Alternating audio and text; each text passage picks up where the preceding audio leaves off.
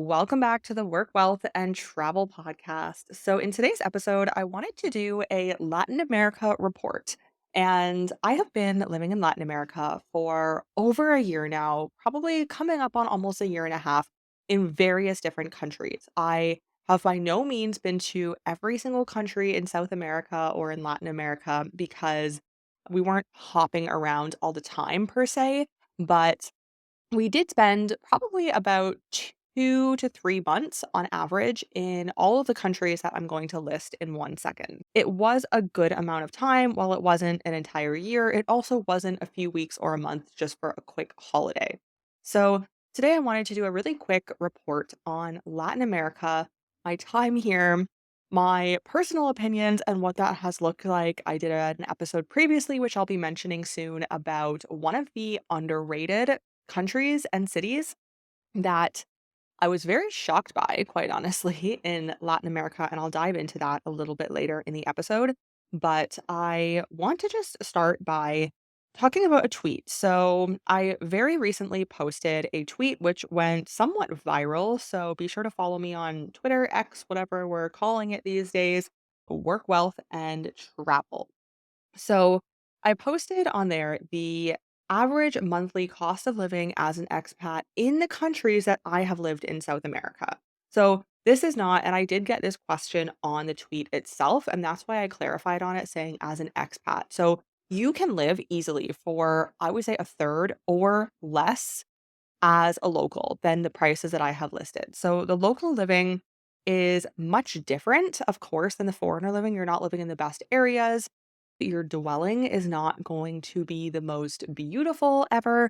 And if you're doing an Airbnb or a rental by the beach or in the city center, it's going to look really different. So this is for expats. I tried to make it, like I said, just a very general expat price, nothing too low end, nothing too high end, just as a good base price point. So here's what I listed. Chile, about 2000 US dollars per month. If you're going to live in the capital, so Santiago, it's also good to note here that these are for expat pricing.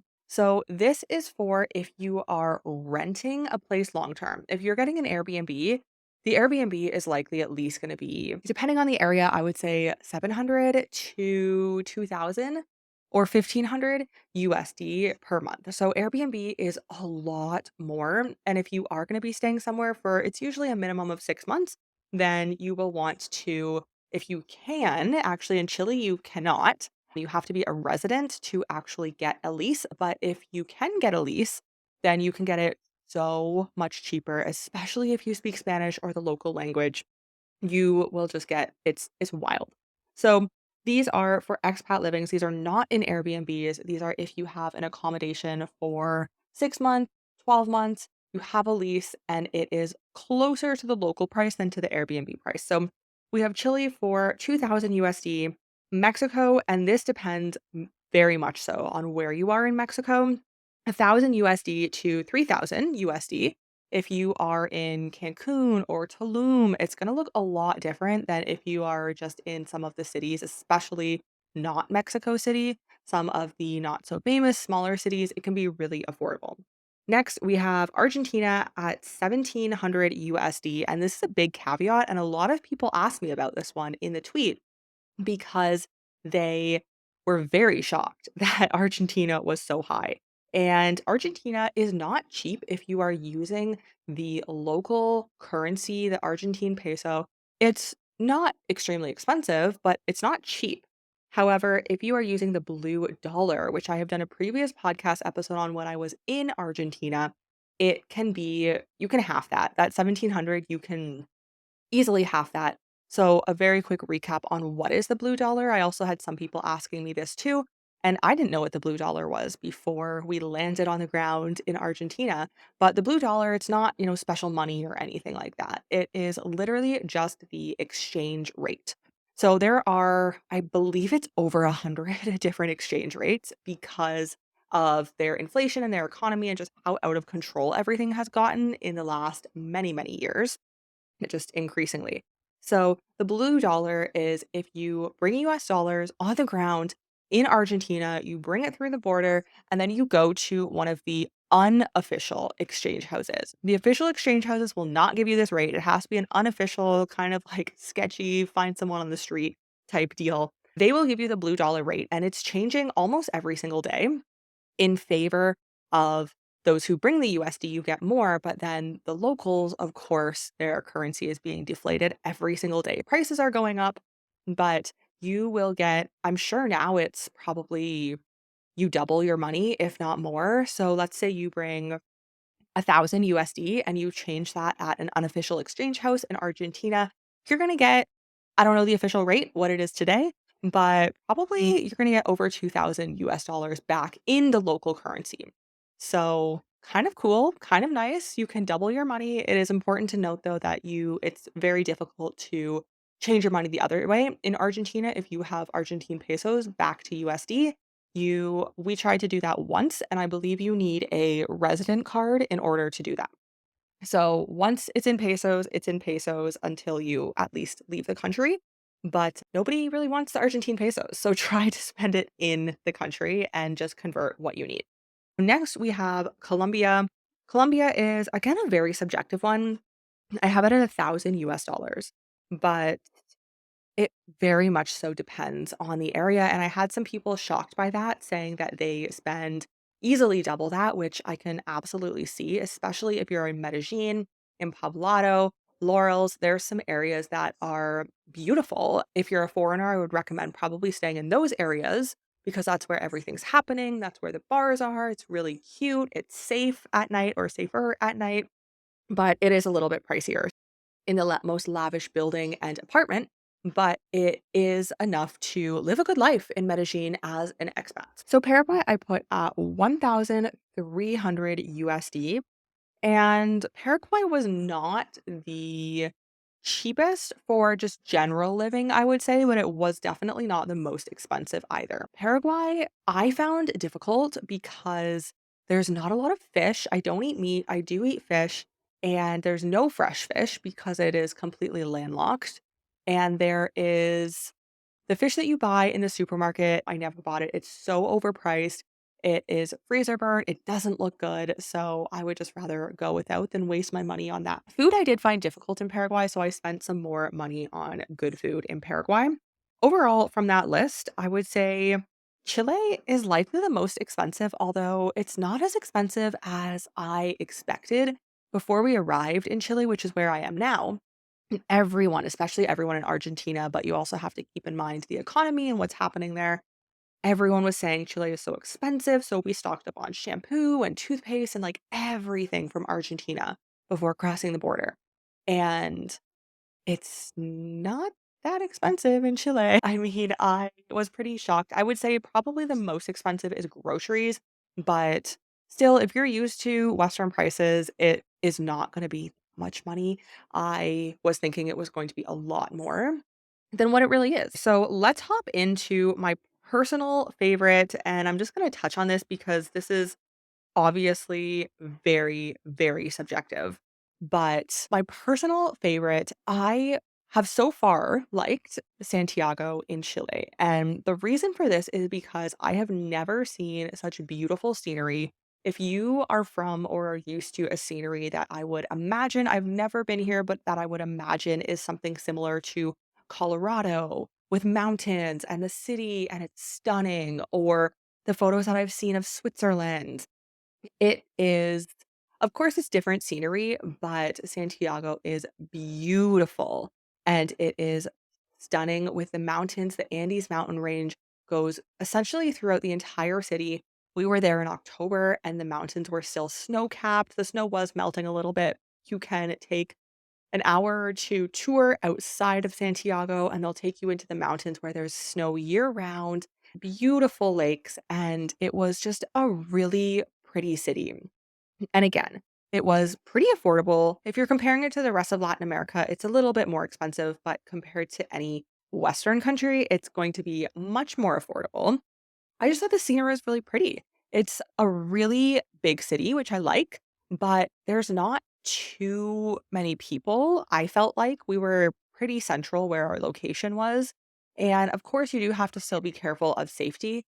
But compared to some of the other places like Colombia, it was so, so much safer. I'm going to really quickly just touch on my least favorite because if you want to dive into my least favorite and the most underwhelming for me, episode 133, we dove into this on the Digital Nomad Digest segment with myself and with Cami just a few weeks ago. I dive much more into that, but my least favorite was Colombia, which I was actually expecting. And I think probably many other travelers as well expect for it to be your favorite because I had heard so many great things about Colombia. Medellin specifically, I did like Medellin much more than Bogota. Bogota was my least favorite place, probably one of my least favorite places ever. So many homeless. I dive into it more in episode 133, but I was very shocked that Colombia was not a place that I really will ever have a desire in the near future to go back to.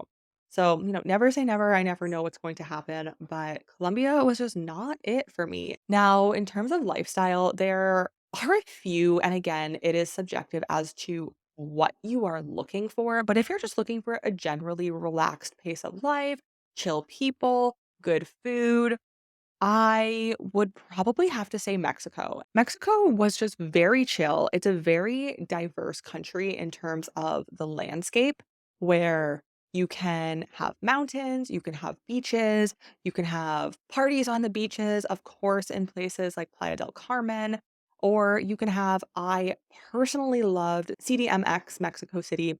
It was so much fun. I love big cities, so I know that not everyone likes big cities, but there's so much to do in Mexico City, and there's a lot of greenery as well. It actually reminded me of similar to a lot of the spaces when I lived in Shenzhen or in Bucharest in Romania as well. Very green city, Bucharest. Mexico City kind of reminded me of that, where there's a lot of greenery and parks and things going on, even right in the center of Mexico City. So I personally really liked Mexico City, but I also like big cities. So for lifestyle, I would say Mexico. So I have two more categories. I know there's a lot more categories, but this isn't going to be a ongoing forever episode. Food. Food, I think for this one, I'm going to have to say TBD because the next destination is Peru. And the actual only reason that we're going to Peru is for the food. I had some Peruvian food in Argentina, I believe. Yes, in Mendoza. And I had never, I guess, really had Peruvian food. And it was so good. And of course, I love eating fish, I love seafood. And of course, Peru, Lima is right on the water. It was the best food I've ever had. So, actually, that was a place in Buenos Aires when we were in Argentina. And then after that, I went back like every day for 3 days, and it was huge portions. And I was just like, okay, we need to go to Peru. So, we'll be in Peru in a few weeks' time. And I'm very excited for that, for the food specifically. And I am not, I'll be totally honest, I'm not a good judge of food because I don't eat meat. So if I did eat meat, maybe I would say Argentina for their steaks, but I can't judge food that well. But if you are a vegetarian, then I can tell you that it is somewhat difficult to find good food options, especially if you're on the street if you don't eat meat. I think I'm pretty used to this after traveling for the last 6 years. So for me, it's not a huge issue. I can just get, a small snack or eat at home. It's not a big deal. I would say probably Colombia, honestly. They had a lot of fish that I could eat. It's usually fried fish, but it's really affordable for an entire fish. And then they have the big sides like the potatoes and the rice and the beans and the salad and the bread. It's a meal. It's definitely a meal. And I think the fish is usually, I think it's either trout. I think it's typically trout is the fish that they uses, which is a really good fish. So food, I guess we'll say Colombia for if you are a pescatarian, and then Peru will be determined in the near future. But I'm very excited for the food. Okay. The last category I have is party. So party, this is sounding so contradictory. I just said the food was great in Colombia, but I didn't like Colombia. And party, I would probably say Colombia, quite honestly. While there are good parties everywhere, Colombia in Cartagena, I don't know the name of the street. If you Google it, you will find the street. It was a really fun, just like back alley street, but super busy. A bunch of bars, people drinking and dancing on the street. It kind of like the back alley. Really cool area in Cartagena. And then Medellin, of course, there is Poblado, Provenza, that whole area where there is a lot of party, a lot of things happening. So, yeah, I would say Colombia was great for party. However, the reason that I didn't like it, and I think if I was going out partying all the time, then I probably would have loved Colombia. But I never felt safe walking outside. A lot of the times just didn't I've never really been in a country here where I just didn't want to bring my phone. And in the this was in Bogota specifically, so not Medellin, but in the almost center, we were basically in the center of Bogota. I did not want to walk around and have my phone in my purse. I didn't feel safe with it zipped up in my purse, and my purse is on my chest in front of me because it's a crossbody. So, like, did not feel safe with that, like, carrying an iPhone around, and so much homeless, so many drugs on the street. Saw that in Medellin too, but that was kind of in the downtown of Medellin. Don't recommend staying there. Stay in, like, Provenza area or, Laurels, I think is how you say it. I'm not too positive how to say it. But stay in a foreigner area if you are gonna be in Medellin or just anywhere in Colombia. Don't stay where the locals are. It will be not safe, especially if you don't speak the language. So, party will be Colombia, but also safety, Colombia is just the least safe I've felt in honestly, in any country in the world, and I've been to around 40 countries. So, I think that says a lot, but again, it has a lot going for it depending on what you are looking for. So that is my general Latin America report wrap up. So far, I will be in Peru as the last new country, and then Paraguay and Mexico, which I have already been to before. Who knows what else? I don't have plans yet. And that is a few months into the future. That's until February. So about 3 months' time. 3 months time. I have plans, and then after that, who knows what will happen. So that is the beauty of this global citizen life, living a lifestyle that I have designed that I am so excited to wake up to every day. If you like this podcast, please hit follow. We have 3 episodes that come out every single week. And if you want more content about Latin America, living a global citizen lifestyle, diversification, optimization, whether it be your taxes, your residencies, your citizenships. These are all things that I talk about. Hit follow on the podcast. Check out my YouTube channel if you're interested in learning more about these topics. I have educational content coming out literally all the time about these exact topics. And if you want some short form content, follow me on Instagram and Twitter because now I'm posting pretty recently, actually, but I'm posting a lot more on Twitter because people are really interested in what it has been like living in Latin America full time on Twitter or X, should I say? I don't know what we're saying these days, but people are very interested in everything about living in Latin America. So many people want to live here, explore all of these countries, and so that's what I am posting a lot about over there as well as global citizen diversification and optimization. Well, all the links are below. Feel free to check me out on all of the platforms, and I will see you in Wednesday's guest episode.